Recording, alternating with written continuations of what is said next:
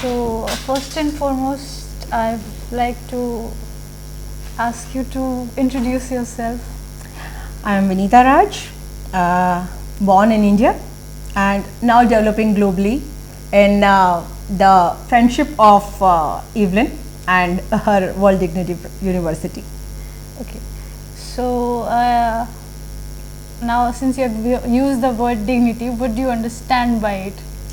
To me, dignity is a matter of respect, self and others, both. Living with respect, living with grace and letting others also do the same. Okay. Do you see any role of culture in the concept of human dignity? I guess with the development of civilizations and different cultures that came into practice, their topographical settings, their geographical settings, their different cultural practices certainly did mend the concept of dignity. Like in India, if we say we associate dignity with girls, females, their behavior, their movements, their dressing. So, and the way of usage of abusive words, that is also counted in this category. So, I really feel it has different meanings with different nations according to their geographical settings maybe, but the language of dignity is same worldwide because it comes from conscious, and if your conscious says something is right, it is right. If something is wrong, it is wrong. Okay, so what I can understand is sometimes cultural differences leads to conflict of human dignity as well. Yes, sometimes intercultural, sometimes intracultural also.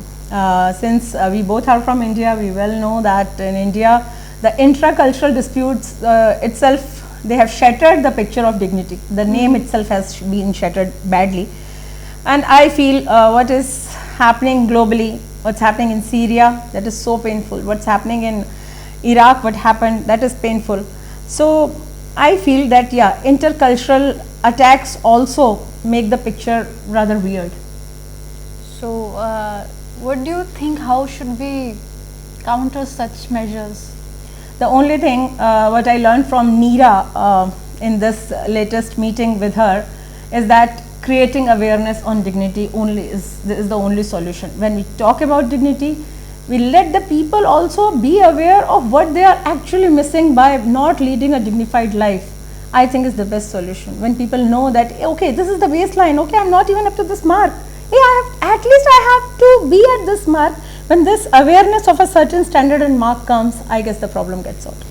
So what I think is should government and educational institutions play a part in shaping human dignity? These two only play a part, and I must appreciate the part of World Dignity University because I think they are the third pillar, coming up as a third pillar, doing something very great in this field.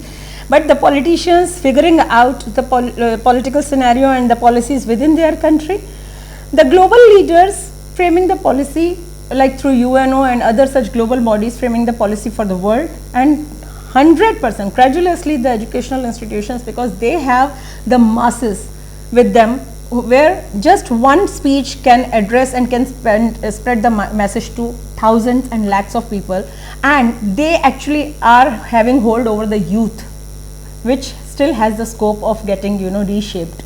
So at least we can shape them in a dignified way. That's what. Okay, so how do you propose basically to teach the youth to enjoy or respect human dignity rather than respect the materialistic aspect of life? Lately I gathered from one of my friends that he shared that dignity even gets passed on, and even I had raised the point in the latest conference that it comes with your upbringing, it comes from your parents.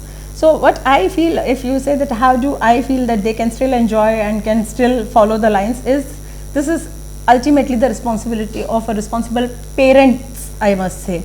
They must pass on, they must bring this to their upbringing. The message gets passed on with generations, and that's how automatically it will be inculcated. We can never inject dignity. We can try spreading the message and try making people realize, but ultimately I feel major part can easily be sorted if the parents play a major role. Okay, so I should say there is lack of conscious development. Yes, it's a lack of conscious development, and not only at the part of parents but even at the part of teachers also. We do not have good mentors. There is a great difference between teacher who is being paid and then doing a certain course of action teaching academics, but there is a mentor, as I shared in my discussions, latest discussions, is that I had a spiritual guru in my life who gave a very beautiful direction to my life. So one such mentor, not necessarily be a spiritual mentor, but anyone who does the mentor-mentee kind of relationship, that is where we see an idealistic figure giving us, passing on a good message to us, and we soak that message. So once we soak that message, that goes, our soul gets imbibed in that, and we are able to do something good. So this is lack of. We should work on conscious development. Yes, and a very age-old Indian technique of meditation certainly helps. Meditation, it's a universal skill, and sitting peacefully to be able to focus, concentrate, sometimes self-realization plays a better role, and that comes with such skills, I feel so. Okay, thank you. Thank you so much.